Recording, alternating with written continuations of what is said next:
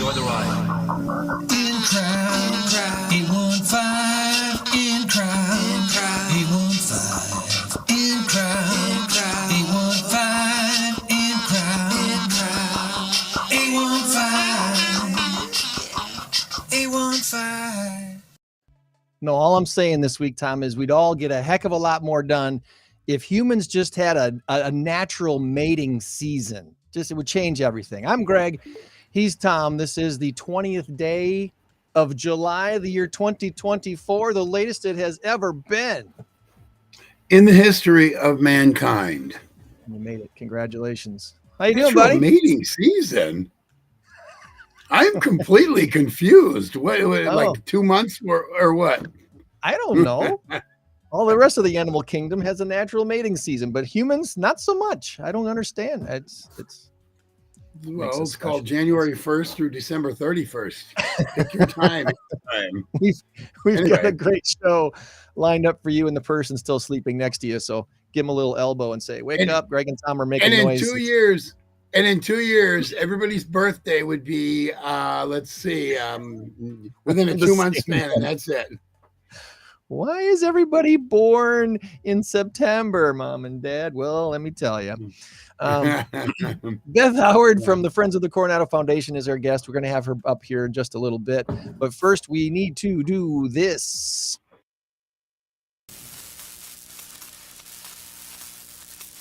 Our big number of the week. Current race to 10 has Joanne commanding lead 4-1. We're just way out in front, just like the Rivets were over the Kalamazoo Growlers last night. They didn't have a chance, those Kazoos. 15-5 was the final score last night. Way to go, Rivets. Send them back to the zoo.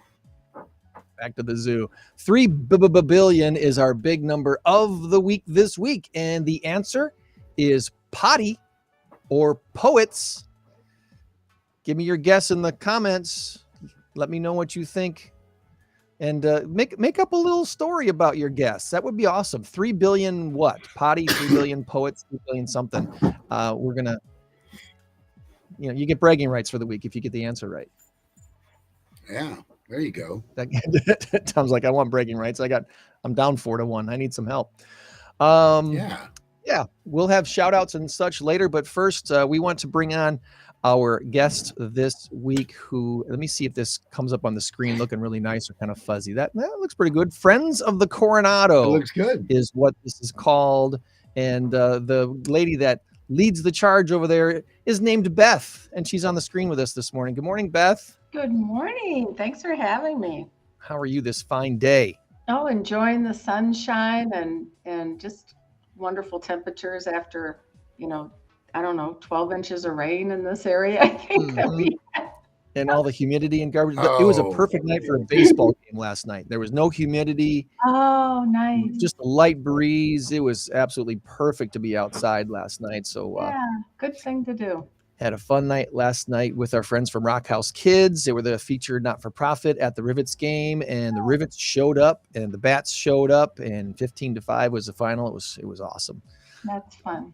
Well, before we get into all things Friends of the Coronado, we'd like to get into all things Beth Howard. Tell us about yourself. Where did you grow up? Where did you go to school? And how did you find yourself end up in where you are today at the Coronado? So I was born in Hickory, North Carolina. My dad was with General Motors Corporate, and that was the time when you just were transferred every 3 years. So all my siblings were all born in different places, and we eventually landed in Kansas City and stayed there quite a while. So mostly from Kansas City. So you went to high school in Kansas City? I went to high school in Kansas City. What was your high school? Johnny Mission West. Mission West, and your mascot? The Vikings. The Vikings. Okay. Vikings. Oh gosh. I think, if I recall, Northwestern University took our theme song, or maybe it was the reverse. I don't know. Your school song shared with Northwestern. Yeah. All right. The high school that my kids all went to shared their school song with University of Wisconsin. Oh, so there you go. It happens. There you go. But my dad was from Rockford. He was born and raised in Rockford, and his sister. And my grandparents lived here while I was growing up. So we were in out of Rockford quite a bit. They also had renovated a small place up in Delavan. So we were up there and enjoying Delavan quite a bit while I was growing up. And so when my husband and I were married in Kansas City, and he was then working for a company that was headquartered in Rockford and had the chance to, for a large promotion. And so we had a couple of different places to move, and we chose Rockford because he was from the north side of Chicago, and it was a little bit coming home for him, but also I knew people here. I had family here still. And so we moved here in 85 and just love it. We loved it so much that my husband ended up opening his own business in the Elk Grove outside of Chicago and commuted. That's how much we loved it here. Wow. That says something, because you're making that commute every day. Yeah. Running a business, because I imagine if you're running a business, you're not working 8 hours a day. That's not what you normally do when you start a business. Yeah, I mean, it had, it was a rep agency, so he had to be all over anyway. So, but you're right. I mean, I kind of marvel at that. And we raised 2 kids here, and boy, they would tell you they just had such great experiences here that their friends probably in the suburbs probably didn't have. And it was just, when my son needed a good internship to get into a business program at the University of Illinois, there was somebody here that could help him, do that. I mean, you just felt like the community was rooting for your kids. And and so it was, we just are so thrilled to have landed here and still choose to stay here. That's awesome. That's awesome. For not, we talk a little bit about how people grow up here and then move away for a few years and then come back. Mm-hmm. Your story's a little bit of a twist there, being with that you didn't grow up here, but you still find yourself feeling at home here. That's awesome. Yeah, that's a good way to put it. I don't know. It's some sort of a boomeranger. I don't know what you would call it, but yeah, it's kind of different, isn't it? I grew up in southeastern Wisconsin, so I did not grow up here either. But once I started working here in 1990, it's like, okay, this is a place I can settle into and fall in love with a girl from Loves Park, Illinois, and now you're here. Yeah. We are deeply rooted. So the Coronado Theater, when you first moved to Rockford, is this something that you visited right away and had a love for immediately, or was it something that just kind of organically came to you later on? How did that work? Yeah, so that's so I mentioned I had relatives in Rockford by marriage. They mostly were by marriage at that point because my dad, had left, and my aunt that was from here had married, and they were living in Chicago and outside of Detroit at certain points. But anyway, but one of my relatives by marriage was Mary Ann Smith, who led this restoration project. So when we moved here, Mary Ann very much introduced us to the Coronado because at that time, I don't know if you all are familiar with the Rockford Community Concert Series that used to be in the Coronado. It was it actually originated during the Depression across the country. These community concerts to help employ performing artists, classical artists. And Rockford had a community concert series, and Mary Ann was leading that. So I joined that organization, that board, and it was through Mary Ann's really and the involvement of that organization, because we were in the Coronado doing this as it was in its worst decline. So Mary Ann's the one that just raised her hand, of course, and said, this theater needs to be saved. So it was really that affiliation that got Mary Ann involved, and then I became part of that committee during the restoration and later treasurer of the organization. So that's how I got involved, and just have been. So it's been 25 years that I've been part of the Friends, And then before that, just as part of that other organization. So a long time. I certainly have a long span of institutional knowledge here. Okay.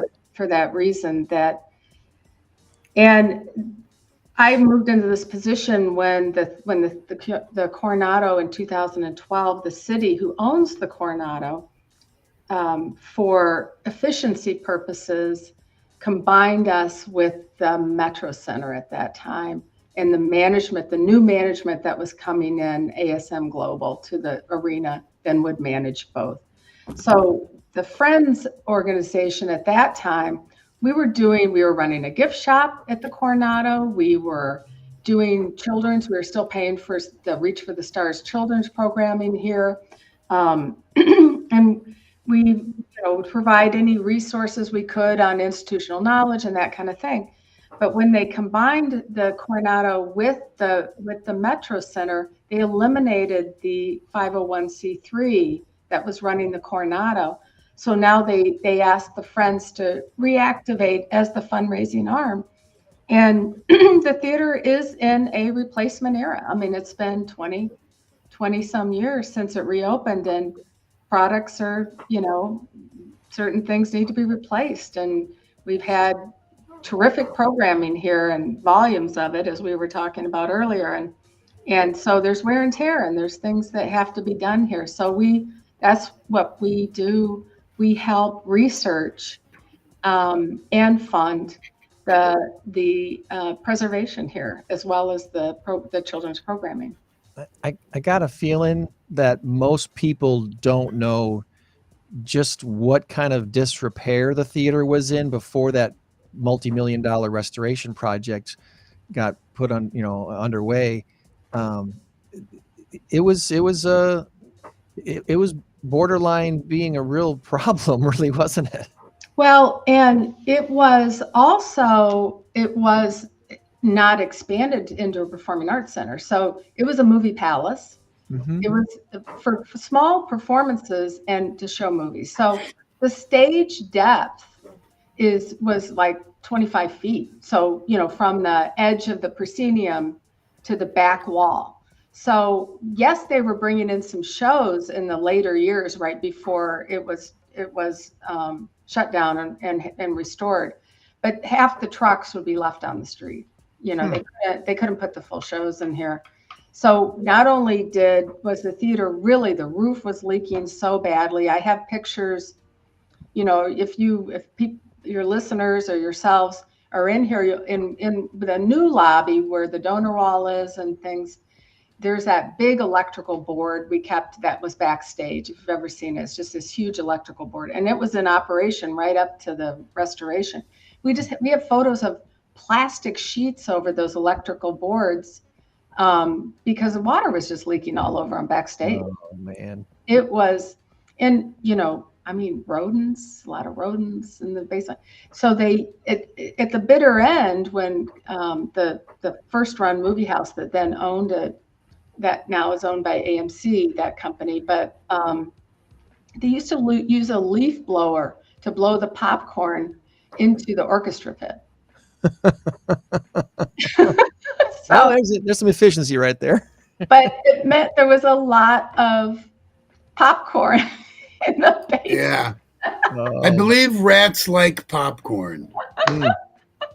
So, it just was at its brink. There was no question about it. And the other thing that we were talking about earlier, I did just get back from the National Conference for Historic Theaters, League of Historic American Theaters, which is where Mary Ann Smith went at the very beginning to connect with the right people to get this theater done. So all the experts are there, both operations and restoration and renovations and all that. So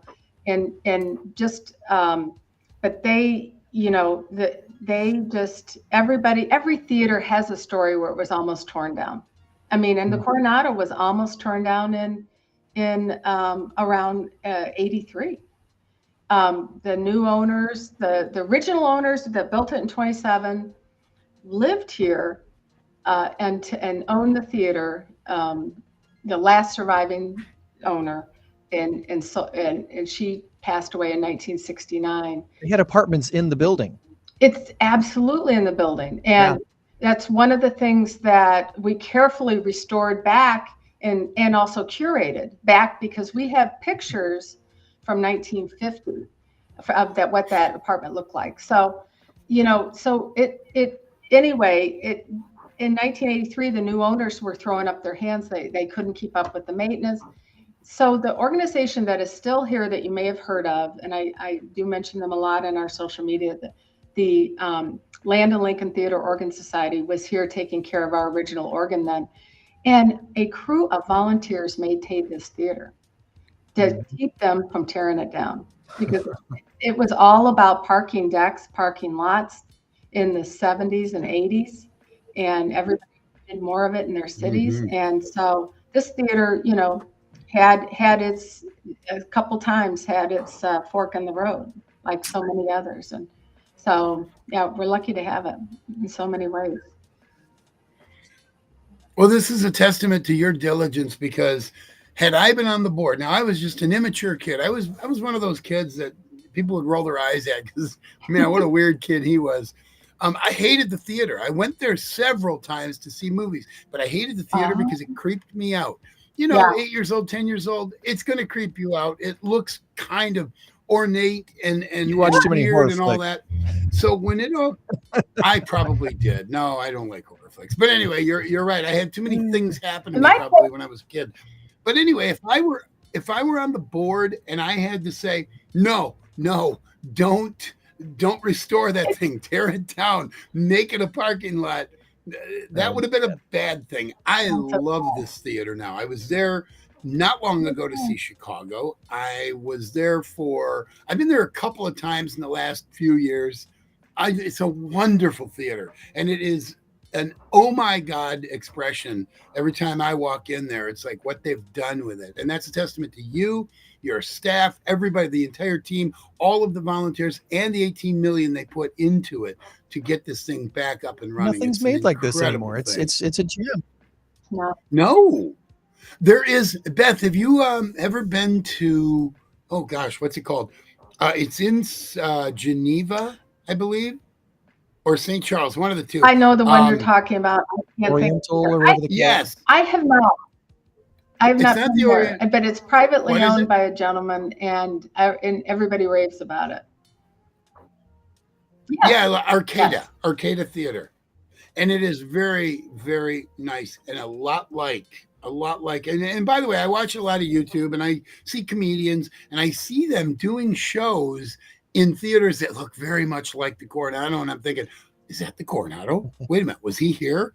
And it turns out it was not, but it looks so much like it. So it's just incredible, and everything old is new again, right?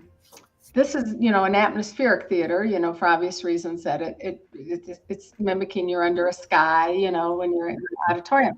And so the kind of the father of that genre was John Eberson, and he did about 80 theaters.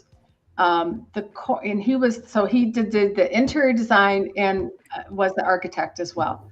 So, but the Coronado's architect, Frederick Klein, he was from Peoria, and he did about 5 theaters. One is a nice theater, the Madison Theater in Peoria, which, by the way, they can't seem to get it restored. It's been abandoned for a while. They keep trying.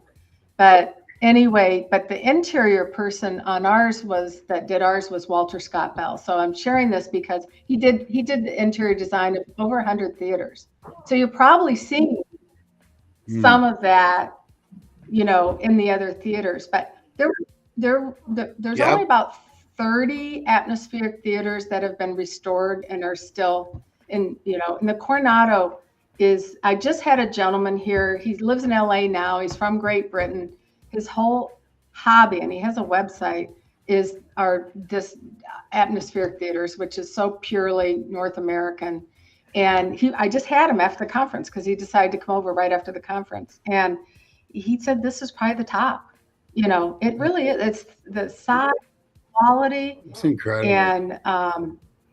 And sometimes I don't even show. When you go to these conferences, people have on their phone the pictures of their theaters like it's their grandkids, This is mine, this is mine, this is mine. And I really don't. I mean, I do if people ask, but I don't, because it's so outstanding. I always feel like you're bragging. But and the other thing that Coronado had going for it that makes it exceptional is, I told you, it was owned by the same people for so long. And so then fortunately, the Carousels company that owned it, and after that, didn't sell off things. They didn't sell off the chandeliers. They didn't cut holes and remove walls. And so when the architects came in here, there were a couple of different firms that were interviewed to do this job, one from New York and the other one from Cleveland. And it was the Cleveland architects that won this job, but they were blown away how intact it was, even though it was leaking. Carpet was, mishmash of this and that. Furnishings were still here. These are all these original, wonderful furnishings. So just really lucky that the Coronado, that we have the shape it's in. And the other thing I guess I would share with your listeners, which is something that, I didn't realize was that preservation sometimes has not a negative connotation, but a connotation like tree huggers, they don't want any change. Is it really worth the effort? Come on, really? Yeah. Is it worth saving? It's expensive to preserve something, bring it back than just new construction maybe. But mostly, are we inflexible? Are we willing to? Truth is, this, the key to preservation and my work is meeting modern needs. Mm-hmm. This theater, it has to meet the modern needs, and so but it has to feel like when you come in that it is authentic, and so that's the challenge. Yeah. That is a really good point. I hadn't thought about it because I was going in a different direction, preserving it for the history of it. I love history, and it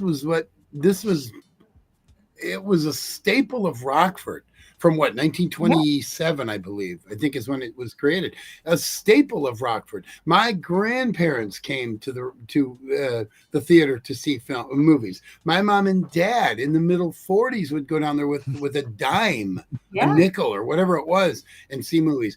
I would go there in the late 60s, early 70s with 50 cents or $1. I don't even remember what it was, but it was cheap. Not cheap at the time. I'd have to mow 2 lawns to go see a movie, but I mean, and then even my own kids. My own kids never went because it ended in 84. I wasn't even married till 86. But I mean, they've been there with us, several times since the restoration. So it's generational, and it's a history. And it's well worth preserving. And like I said, as long as I was not on the board, we're good, because I didn't have that foresight. I was just creeped out. But that's why you have boards. That's why we have people like you that have the foresight and have the drive and the motivation and obviously the talent to get things done. And so how many buildings are actually still doing the same thing for almost 100 years?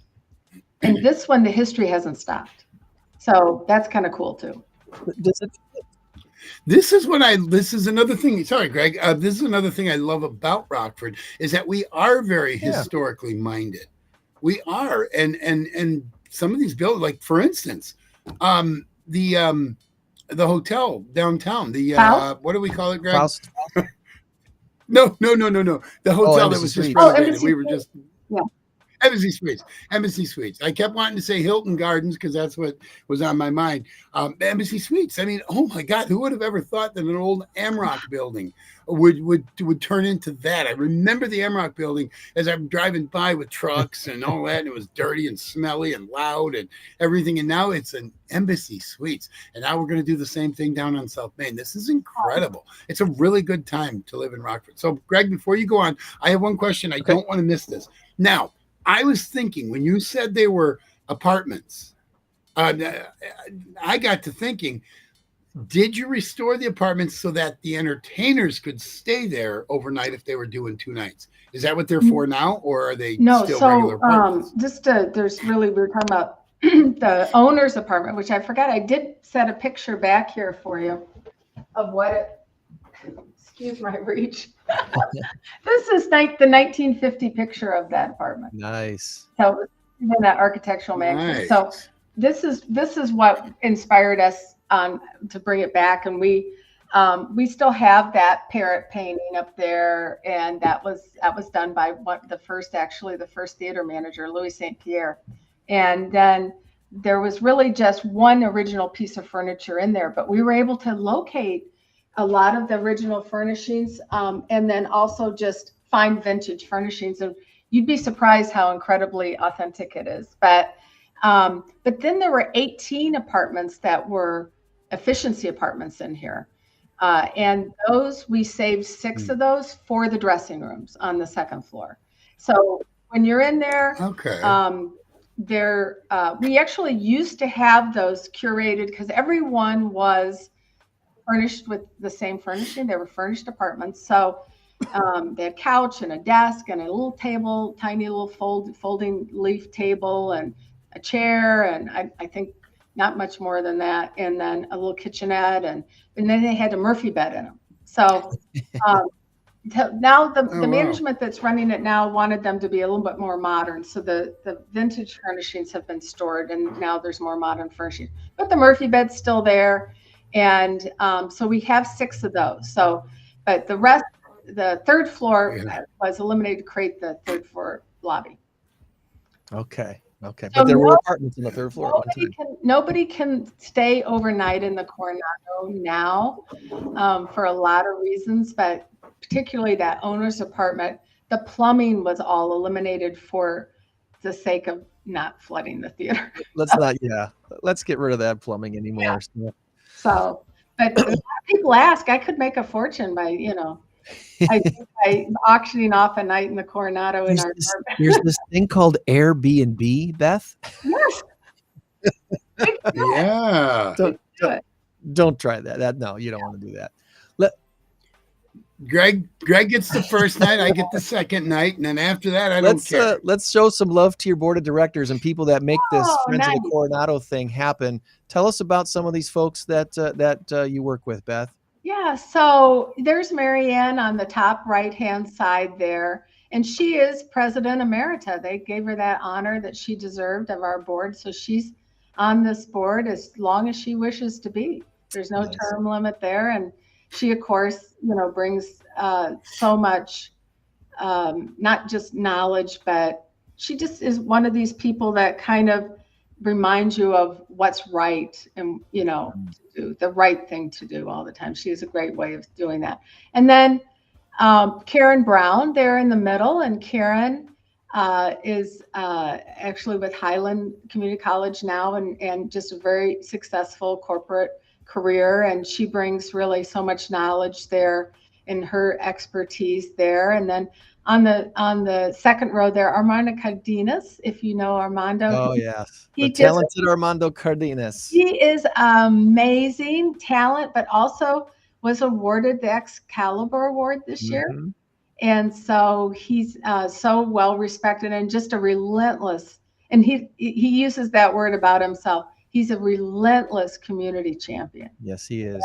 And then Mark Bonney, Alderman Mark Bonney, if you know Mark, and he was also part of the Rockford Register Star during the restoration time when we were raising the money and all those projects. And he was a big advocate as part of the paper for this whole restoration project. So he's very passionate about the Coronado, having really, just like I did, we really lived the good, bad, and the ugly to get this theater done. And so we both are pretty, share that background. Jane Burden, if you don't know Jane, she's just a consummate civic-minded person, and she's on several boards, and particularly she's very devoted to the Swedish Historic Society and Loves Park Library. Her husband's, I think, city administrator for Loves Park. And then Gary Anderson, he's love Gary. He's so informative. He's so deep on the buildings of Rockford. He loves our old architecture. He does, and he's just he's really a pillar on this, right? I mean, he's just a pillar of the whole, movement here and understanding and even the library, he was part of that, that building. So yeah, he's the one I call. I have three people I call, him locally, and then my architects that worked on this before I start any projects here. And he's David Hagney too, architect David Hagney, is very passionate about helping us. So Gary hardly needs an introduction anymore. I mean, everybody knows Gary. He's so great and so generous, and we're just grateful he's with us. And then Erin Beto. So Erin helps and administrates the Brubaker Family Charitable Trust, which underwrites a lot of our children's programming, Reach for the Stars. And but they also are super generous in the community. Rockford Promise, they're very impactful on Boys and Girls Clubs. Those are known. So it's and her grandfather, Jake Brubaker, was extremely passionate about children in this community, and he's since passed. And that charitable trust continues to be very focused on this community. We're just so fortunate for this family. And then Lauren Davis, if you know Lauren Davis, she's an amazing. I met her through a contract. She does social media. Oh, another spark plug of an individual. She is all of energy. An amazing individual. She's on this board, and she's just really taught us how to communicate what we're doing and what's happening to the community. And then Jamie Hoskins, she's with WREX. She's a gem. She's been with us a long time as well, and just a ball of energy and creativity and generosity, and always has that partnership with REX for us, which has just been tremendous. And then if you know Ricardo Montoya Picasso, he is the chief of staff for Dave Vela. Okay. And so he's just, again, and Ricardo, we began a few years ago when we do some of the children's program and have introductions from the stage. He'll join us and do the introductions in Spanish. Huh. And what's fun, the mayor's with me, and then Ricardo and myself, the mayor will speak, and I'll speak, and the kids are all very polite and clapping. When Ricardo erupts in Spanish, the place just goes crazy. Even these are, mostly not Spanish speaking kids, but they think it's so much fun, So he's just so much fun to have here to really help us to understand making our outreach more accessible. How are we reaching all the communities and within our own community here? And then, do you know Kimberly Lawson-Rogan? I know author, but I don't know her very well. Oh my gosh, she is such an amazing individual, and she's a New York best-selling author. She's renowned across the country, and she just so generously gives her talents here on this board and on a couple other boards I'm familiar with as well. But she's just so down to earth and has her family still here. She cares so much about this community. And so she's just, it's an honor to have her. And as well, Beth Wagner Townsend. Beth, first, I met her when she came to me and she wanted a company that her family had owned. She wanted to be a sponsor in the Coronado. And she supports other organizations in the community with her passion and talent. And so she's it's a wonderful board. It's a wonderful board. And now, if somebody wanted to volunteer with your organization, is there something that they could plug into? Obviously, board of directors and stuff are I imagine appointed and applied and all that sort of thing. But if someone wants to usher or give tours or be a docent or anything like that, are there occasionally openings for that? Oh, absolutely. And we talk about board positions, and we do those positions. What usually works really well is for somebody to get to know us. Mm-hmm. Like through a committee, help us, with a project here or a committee or as a volunteer. And then we hear, do they have an interest in being a board member? So that's a great way to start. But anybody here that's listening or anybody that would be interested, they should contact me. What are their interests? Is it, ushering for the shows, that's not something we organize that, but we do pass along names of people that want to do that. And many of the ushers also do, work with Friends, but they are two separate volunteer organizations. Okay. Well, before we transition here to our trivia with Tom and bring Joanne onto the screen, is there anything we did not ask you about today that you were really hoping we would, and we want to make sure we shed a light on before we move on? Well, I think that, I guess, I'd be remiss if I didn't just explain that we do rely, this organization is, the operations is completely reliant on private funding from generous donors across our community and across the country still, actually, because we talked about memories. Everybody has memories, great memories here. And so we do have our programming, our kids and like free movies and things like that. So we keep things free. This organization doesn't sell tickets to our things. And so if somebody's so inclined, we would be very, very grateful and honored to have them as a member of this organization. I put the link to friendsofthecoronado.org in the chat. And when you go there, as you scroll down the first page, this is going to pop up for you. So you can sign up, become a VIP member, and get all the information you need to be a part of Friends of the Coronado right there. So Thank take you. advantage of that and see what else is going on around the Coronado Theater. Joanne, I'm bringing you on the screen. You look like you're ready. So here we go, Joanne. Good morning, friend. Good morning. You don't look like you're in the Morning, Joanne. How are you? Yeah, I'm at a different location. We'll leave it undisclosed if you wish. You don't have to.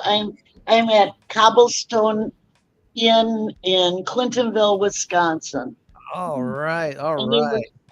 Nice. So I'm in the breakfast area, so you will see hungry people passing by. You're at a Boy Scout convention, No, right? I'm actually here Noticing for all a the patches family and reunion. Yeah, it's crazy, the patches and stuff we have up. yeah. It's kind of interesting. I don't know if you know, which I didn't realize, the Peshtigo fire, which is near Door County, happened October 8th, 1871, and they have a bunch of patches about that. And that fire just was during the same time as the Chicago fire, and actually more people were killed during that fire. Wow. It destroyed more, but it's kind of because it was a little town. It isn't very well known. But sure. I had ancestors that survived at the Peshtigo fire, so I wouldn't be here if not for their survival. Mm-hmm. So how did Mrs. O'Leary's cow get from Chicago to Peshtigo, Wisconsin in that short of time? You're going to bring up the alien discussion again, Tom, and we know when we go there, it's a problem. It was a very dry area, drought. And so, Peshtigo isn't that, or Wisconsin isn't that far from Illinois. We're right across the border. They actually touch, but yeah. You mean Peshtigo. All right. Well, Tom's got some trivia for us before we let our guest go. Beth is hopefully going to help us score. You got like 6 questions, right? So if we can get 4 or 5 out of 6, I'll be very, very happy. I actually added a bonus question. We might need it. We'll 7. see. Here we go. All right, you guys ready? I'm going to give you categories first. You don't have to write them down.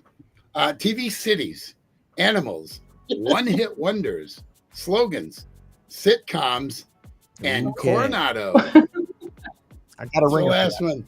Pressure's on you, Beth. No, I chose one that if you miss it, you're not going to go like, oh, okay. You're not going to kick yourself. Well, it sounds like I might learn something. Don't worry, okay. Because, yeah, I don't know if any of us, other than me, because I wrote it, because I saw it, on the website, as a matter of fact, on the history of Coronado. Anyway, all right, here we go. When the Mary Tyler Moore Show went off the air in 1977, it left poor Lou Grant without a job. So he packed up his things and moved to California, where he got a job with a local paper in this city. Where did Lou Grant work? In fact, the question should be, what was the setting for Lou Grant, the show? Wow. Was it Los Angeles or San Francisco?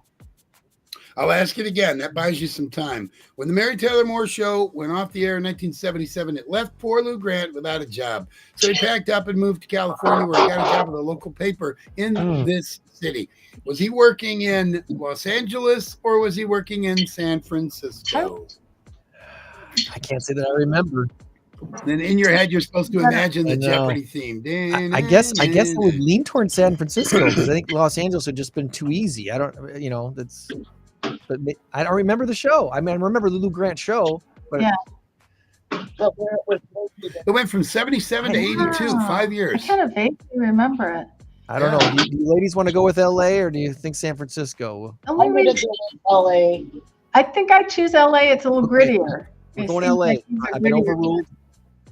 Okay, the group says LA, and the group is correct. Los Angeles. He worked for the Los Angeles Tribune, which I believe is a fictional newspaper, obviously. So, all right. Here's an animal question. Joanne, you're up.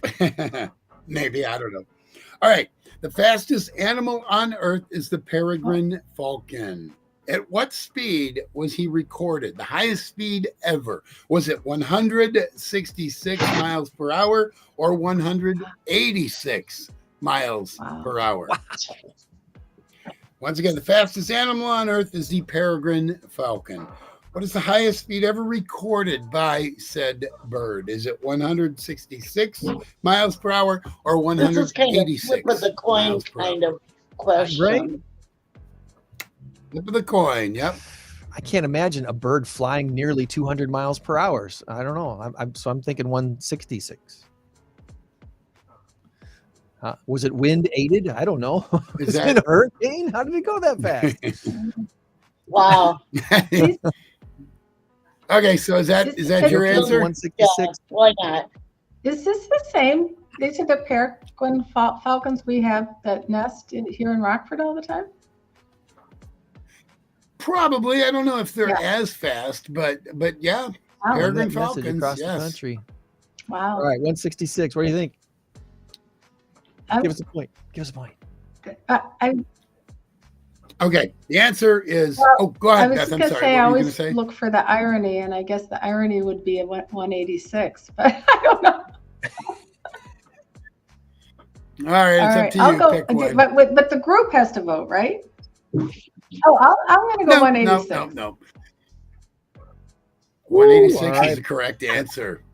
He did it during a dive, going after a fish or something. I don't know. Isn't that something? All right, here's a one-hit wonder that all of us are old enough to get. I'm going to read you the lyrics to a song. In fact, I'm going to tell you what the song was. You have to tell me who sang the song. It's probably too easy here, especially for Greg. So Greg, let them guess first. This one-hit wonder took the disco scene by storm, climbing all the way to number one in 1976 for this mixed band out of Ohio. And the lyrics are, hey, I tried to understand this. Yeah. Hey, I thought that they were out of their minds. Hey, how could I be so foolish? How could I not see I was the one behind? Name the band. If I were to sing it the way it goes, you'd get it all. Give us the first few bars, maybe? Actually, what I'll do is I'll tell you it's play that funky music right now. The name of the song. So, Gregors, let them guess first. Play that funky music. Hey, I was a funky singer. Yeah. I tried to understand this. I thought that they were out of their minds. I can't remember the name of the group. I can't either. Okay, I remember now. It was one of the most iconic songs ever. Every time, Greg, you could agree to this too. Every time is fruit a good hint? What's that? Okay, good. Fruit is a great hint. Yes. So he knows. I have no idea. Yeah. All right. So the I group's don't going to get a point. either. It is wild cherry. It's not a crazy apple. It's a wild cherry. That's right. Wild Crazy cherry. Apple. Crazy Apple is Wow. a good name for a group, though. All right. So the group is 2-1 here. We're good. Actually, All right. because Beth, you got What- it right on the other one, and they didn't. Now, So what was the name? So Wild next cherry. time I know it. The Wild Cherries? Wild cherry. just That was the wild name of the cherry. group. Yeah.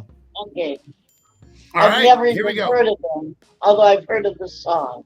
Oh, you've heard the song a billion times. Just played it earlier today, as a matter of fact. All right, here we go. This is slogans, sort of. It's advertising is what it is. This candy company gave us the iconic song in the early 70s to promote their product. There's nothing like the face of a kid eating a chocolate bar. What company was that? Nothing like the face. There's nothing like the face of a kid eating a chocolate bar. Had a kid holding a chocolate bar, eating it, and he was laughing and giggling with curly hair and all that. Oh, wow. What year was it? Early 70s. It Early ran 70s. throughout the early 70s. I used to watch it during Saturday morning cartoons. I mean, what was the most popular candy bar back in the 70s? Snickers bars, maybe? So who made Snickers? Before Mars owned them. I don't Oh, know. Mars. I think Mars bought them out, but who actually originated the Snickers bar? I don't know. But Mars that sounds like a Mars campaign, not a Hershey. Uh-huh. Yeah. I don't know. I can only think Snickers. Hershey's bar. So what's your guess? They're going with Mars, I think. Is that it? bars. Mars There's bars? nothing like the face of a kid eating a Hershey bar. Ah! Hershey. I was thinking Hershey, but I didn't. What else? Yeah, Yeah. Joanne, that's why I was going to give you a chance. So, it would have been too obvious for me to say, Joanne, what did you say? But That anyway, was a good one. I heard it in my head. There's nothing like a kid eating a Hershey bar. yeah. That's And I fun. thought it was that until I researched it and it said chocolate bar. And I'm like, oh, okay. Eating a All right. chocolate bar. That's Huh. what it was. It was eating a chocolate bar, and then they showed Hershey's. Oh, give me the baby. She could go. Did she come on the radio? All right. Oh, That's our special Oh, guest. look at that. We got our ringer now. Trivia. Yes, we got to read. You should have been around for the Hershey bar, She's kid. gonna know. This is my grandbaby Ruby Rose. Ruby. Rose, I love it. Hi, Ruby baby. Rosie the Riveter. What All a right. cutie. Ladies and gentlemen, it's a podcast debut for Ruby Rose. Ruby Rose. Ruby Rose. She's got a Did movie you star enjoy name. that podcast? She's went entering her into first breath. year of life. Her first birthday will be. All right, here we go. On the CBS hit show, The Big Bang Theory, what is Leonard's last name? Oh, I know that one. I watch that show all the time. Oh. Do ya? Wait. Starts with an Leonard, H. can I say it? Hofstadter. Leonard Hofstadter. You got it. Everyone got it. Very good. Leonard Hofstadter. Very good. Okay, Okay, here we I'm go, all right. Beth. Drum roll, please. Okay. This is it's almost an unfair question unless you read it somewhere, Okay. because there's no way anybody's going to remember it. Coronado Theater question: what was the last movie shown at the Coronado Theater in 1984 before it reopened to a packed house in 2001 after undergoing major surgery? I added that part. What was the last movie shown in 84 before it closed? Man. So So yeah, go ahead. I was gonna say. So shouldn't you know the answer? 1980. I'm gonna say it was 80. So 1983 or 84. Wasn't that the year that was it? Return of the Jedi, like the third Star Wars movie came out. Well, some Okay, I'm going to give you a hint. It was seasonal. It was a theme. Seasonal. It was a Okay. Christmas movie. So I'm guessing it probably closed Star in Wars December of Christmas. I'm just '84. kidding. so Yeah. the theater didn't close, but you're right, they stopped showing for first run movies in the 80s. So that's what you're saying, right? That was the last Okay, I thought it was the last one. I thought it said before they closed, the last movie shown, but it was 84. So, and that's when they closed. The theater correct? didn't close until we shut it down in '99 to renovate it. Theater was operating all the way straight till the renovation. Oh, my bad on You're that. right. But okay, yes, I have heard it said, that the movies ended in the early '80s. So I think that the movies ended. You are correct. Okay. Ticketed movie. Well, see, look at that. But This is why she's and here. You're right. I That's probably awesome. have seen this, but for the life of me, It's I a don't. Wonderful Life. Oh, That That's a really one. good guess. That's All not right. it, though. Rudolph. No? Another good guess. Nope. Yeah. You ready? Mickey's Christmas Carol. Oh. Mickey's Christmas Carol. Okay, one final one. This is for all the bonus money. This is for $25, a square to the match, and a chance to Double or play nothing. in the Here we go. bonus round. Here we go. Here we go. All or nothing. You putting all your chips on the All table in. on this one? All right. How many number one Billboard Top 40 hits did the Beatles have? And before you answer, unless you know the answer, they had this amount of hits from 1964 to 1970, essentially a 7-year span. And they still, to this day, have more number one hits than any And they other competed against artist. themselves because they And I will released give you- songs at the same time, which is amazing to me. Really? There was a time when the top 6 of the top 7 songs were Beatles songs or something like that on the Billboard chart. In April of 1964, off of their first album, I believe it was Meet the Beatles, they had all 5 top number 1 through 5 songs. That went to April of 64. It was unbelievable. They all went on.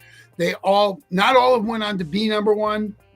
I think 1 or 2 of them only made it to 2, beat out by yourselves. So they could have had even more. And I'm going to tell you who's second on the list, and that's Mariah Carey.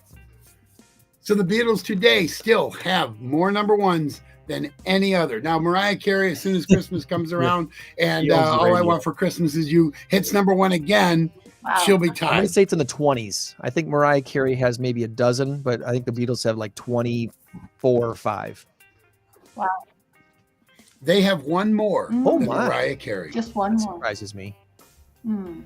One I thought more. it was way more. So, I okay. have no idea. I'll say Let me just give you one more hint.